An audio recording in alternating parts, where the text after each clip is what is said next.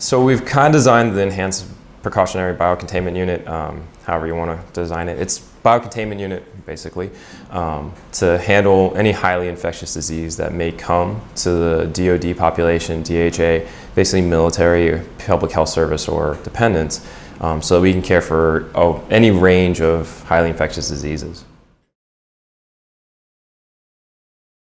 Yes, so that's kind of what we originally started, was geared towards more Ebola, because that was the outbreak in 2014. But as the unit progressed, as we developed the unit itself, we moved it away from just that to encompass much more other highly infectious diseases. We're kind of preparing for whatever comes down the line, because there's tons out there. Who knows what it's going to be next? I leave that to infectious disease docs to give me better clarification. One of the biggest challenges is the facility we work in. It's kind of established. It's a very heavily populated area, so there's not a lot of room to really expand, to create, to build. So we had to basically develop from internally what we already had designed. So we had to create an internal unit and recreate some structural without building anything new. Which presents a challenge because of the fact that there's a lot of ideal things that you want for a biocontainment unit. A lot of facilities that we talked to, Johns Hopkins and other institutions, they actually started redesigning facilities and locations to help build from ground up. We didn't have that luxury, so we had to build from in-house and move some walls, put some holes in areas, restructure a couple things, but nothing really changed the actual design. It was just more of a manipulation of the area. A lot of planning, actually. So that's one of the things we do very heavily is drill. Obviously, practice makes perfect. So that's something we work on is patient movement throughout this hospital. And that's one of the things we practice is how do we minimize that exposure? What can we do? How do we secure hallways? How do we funnel groups of people away from areas that we want to walk so that we can ensure that we don't endanger anybody else who doesn't need to be exposed?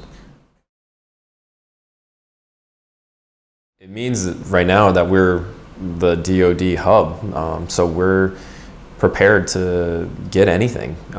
We're expecting to get anything, and that's how we've maintained that unit. That's how we've trained our individuals to be ready for, is that we are now the DoD place, for this area especially. So if something's coming, it's coming to us, and be ready for it.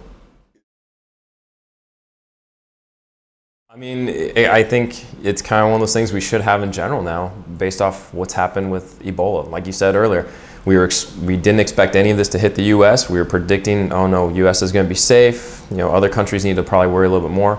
And lo and behold, we actually did have patients here. And even to that extent, we were bringing patients to the U.S. so that we could care for them and we could treat them and give them that outstanding medical care that we offer.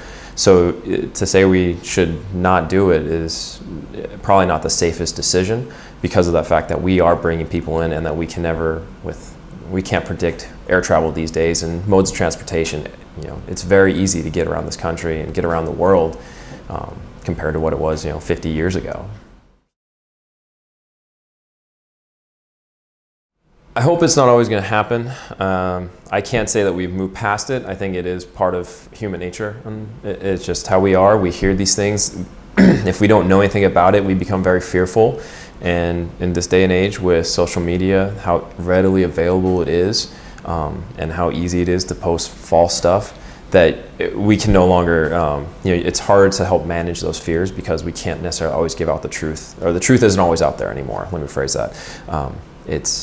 It's there, you just have to know who to talk to and who to look at and what to ask. So are we past the fear point? I think with Ebola, probably pretty significantly yes. Not 100%, there's always going to be people. For the next outbreak, will we have fear? Will we have people worried about going to the bowling alley because they're not sure who's there? It's always a possibility. But I think that's part of human nature, though, too. I think we did a great job of having open forums really early on about, hey, this is Ebola, this is how it's spread, this is what we know from CDC, from these other installations, from these other institutions, and really got that information out to the whole command so that everybody was on a very similar understanding of what the disease was, how it worked. So I think staying ahead of it, being open about that, with the general population as well, not only just for us at this installation, but as a whole, is really important, because I think that's what helps settle people's minds and what's going on. Are you going to have the outlining individuals who are still fearful? Of course. But I think getting the general information out and getting ahead of that fear is kind of the key for us.